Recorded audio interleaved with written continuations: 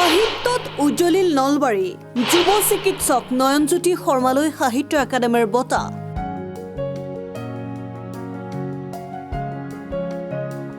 doctor Nayanjyoti শৰ্মালৈ 2024 বৰ্ষৰ সাহিত্য academy যুৱ বঁটা আগবঢ়োৱা হৈছে জালকটা জুই শীৰ্ষক গল্প সংকলনৰ বাবে আগবঢ়োৱা হৈছে এই বঁটা নলবাৰী মমাঠ নগৰৰ যুৱ চিকিৎসক তথা সাহিত্যিক ডাক্তৰ নয়নজ্যোতি শৰ্মা তেওঁৰ পিতৃ অৱসৰী শিক্ষক খনেন্দ্ৰ শৰ্মা আৰু শিক্ষয়িত্ৰী মাতৃ উষা দেৱী জালকটা জুইৰ স্ৰষ্টা ডাক্তৰ নয়নজ্যোতি শৰ্মাই অসমীয়া বাতৰি কাকতত নিয়মীয়াকৈ লিখা-মেলা কৰি কম দিনৰ ভিতৰতে এগৰাকী লেখক সাহিত্যিক হিচাপে প্ৰতিষ্ঠা লাভ কৰিবলৈ সক্ষম হৈছে এই বঁটা লাভ কৰাৰ পিছতে নলবাৰীত আনন্দৰ জোৱাৰ উঠিছে জালুকবাৰীৰ চৰকাৰী আয়ুৰ্বেদিক চিকিৎসা মহাবিদ্যালয়ৰ পৰা শিক্ষাটোৰে স্নাতক আৰু স্নাতকোত্তৰ ডিগ্ৰী লাভ কৰিছে ডাক্তৰ নয়নজ্যোতি শৰ্মাই উল্লেখযোগ্য যে 2022 চনত প্ৰকাশ পাইছে তেওঁৰ প্ৰথমখন গল্প সংকলন জালকটা জুই নলবাৰীৰ ব্যক্তিগত খণ্ডৰ চিকিৎসালয় শুশ্ৰূষা হাস্পতালত কৰ্মৰত হৈ আছে ডাক্তৰ নয়নজ্যোতি শৰ্মা ইতিপূৰ্বে উল্লেখিত গল্প সংকলনখনৰ বাবে ডাক্তৰ নয়নজ্যোতি শৰ্মাই মুনিন বৰকটকী বঁটাও লাভ কৰিছে এই বঁটা তেওঁ লাভ কৰাৰ পিছতে সকলো পাঠক পাঠিকাক কৃতজ্ঞতা জ্ঞাপন কৰিছে মোৰ নাম নয়নজ্যোতি শৰ্মা মোৰ ঘৰ নলবাৰীত বৰ্তমান মই নলবাৰী শুশ্ৰূষা হস্পিটেলত কাম কৰি আছোঁ 2024 বৰ্ষৰ সাহিত্য একাডেমী যুৱ পুৰস্কাৰ অসমীয়া ভাষাৰ কাৰণে মোৰ প্ৰথমখন গল্প সংকলন জালকটা জুই আগবঢ়োৱা হৈছে এই কিতাপখনলৈ 2022 চনৰ ডিচেম্বৰ মাহত পূৰ্বায়ন প্ৰকাশনে প্ৰকাশ কৰিছিল কিতাপখন আৰু যোৱা বৰ্ষত মুনিন বৰকটকী বঁটা লাভ কৰিছিল আৰু এইবাৰ আজি ঘোষণা হোৱা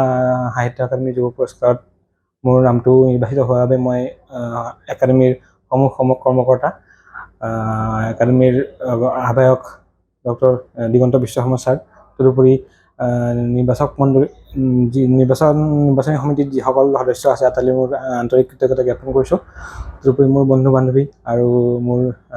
পৰিয়ালৰ আটাইকেইজনকে মোৰ আন্তৰিক কৃতজ্ঞতা জ্ঞাপন কৰিছোঁ তদুপৰি সমূহ পাঠক পাঠিকালৈও ধন্যবাদ জ্ঞাপন কৰিছোঁ মোৰ প্ৰথম গল্প সংকলন প্ৰকাশ হৈছিল 2016 চনত দৈনিক অসমৰ দেওবৰী চৰাত প্ৰথম গল্প প্ৰকাশ হৈছিল তাৰপিছত অসমৰ যিকেইখন আলোচনী আছে প্ৰকাশ গৰিয়সী সাতখৰী অনলাইন আলোচনী আছে অন্য যুগ আটাইকেইখন গল্প প্ৰকাশ হৈছে আৰু এইখন মোৰ প্ৰথম সংকলন ইয়াৰ তাৰোপৰি এখন অনুবাদ সৰু সাহিত্য পুথি প্ৰকাশ হৈছে অসম প্ৰকাশন পৰিষদৰ পৰা আৰু এই বঁটাটো লাভ কৰি মই নিচেই আনন্দিত তদুপৰি মোৰ প্ৰথম গল্পৰ সাহিত্য চৰ্চাৰ অনুপ্ৰেৰণা হিচাপত ক'বলৈ গ'লে সৰুৰ পৰা আচলতে ঘৰত পঢ়া শুনাৰ পৰিৱেশ এটা আছিল মোৰ মা শ্ৰীমতী উষা দেৱী দেউতা শ্ৰী খনেন্দ্ৰ শৰ্মা মা দেউতা দুগৰাকী শিক্ষক শিক্ষয়িত্ৰী ঘৰত কিতাপৰ আলমাৰি এটা আছিল গতিকে কিতাপ পঢ়াৰ অভ্যাস এটা গঢ় লৈ উঠিছিল সৰুৰ পৰা তাৰ পৰাই লিখা মেলাৰ চৰ্চাও আৰম্ভ হৈছিল পিছলৈ যেতিয়া গল্প উপন্যাস আদি পঢ়িলোঁ লিখাৰ ইচ্ছাটো বাঢ়ি গ'ল অনুপ্ৰেৰণা বুলি ক'লে মই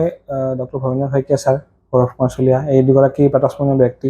আছে আমাৰ যিসকলে বৰ্তমান গল্প লিখিছে সকলোৱে এই দুজনৰ পৰা অনুপ্ৰেৰণা লাভ কৰিছে তাৰোপৰি মই অপূৰ্ব শৰ্মা ছাৰৰ নাম ল'ম অপূৰ্ব শৰ্মা ছাৰৰ গল্পই এক নতুন দিশ প্ৰদান কৰিছে মোৰ লিখনিত গতিকে ছাৰলৈ মই আন্তৰিক কৃতজ্ঞতা জ্ঞাপন কৰিছোঁ তদুপৰি অৰুণতি ৰয় বা গাৰ্চিয়া মাৰ্কেজ আৰু বৰহেশ্বৰ নাম মই বিশেষভাৱে ল'ম তেওঁলোকৰ লিখনি পঢ়ি নিজেও তেনেকৈ লিখাৰ এটা ইচ্ছা জাগিছিল আৰু তাৰ পৰাই মোৰ লিখা জীৱনৰ আৰম্ভণি হৈছিল বা এতিয়াও তেনেকুৱা ধৰণৰ লিখাৰ জৰিয়তে মই মোৰ লেখক জীৱনৰ দিশটো আগবঢ়াই নিম বুলি ভাবিছোঁ ইংৰাজী সাহিত্য পঢ়া হয় কিন্তু ইংৰাজীত লিখা হোৱা নাই অসমীয়াই লিখা হৈছে আৰু অনুবাদৰ কাম কিছু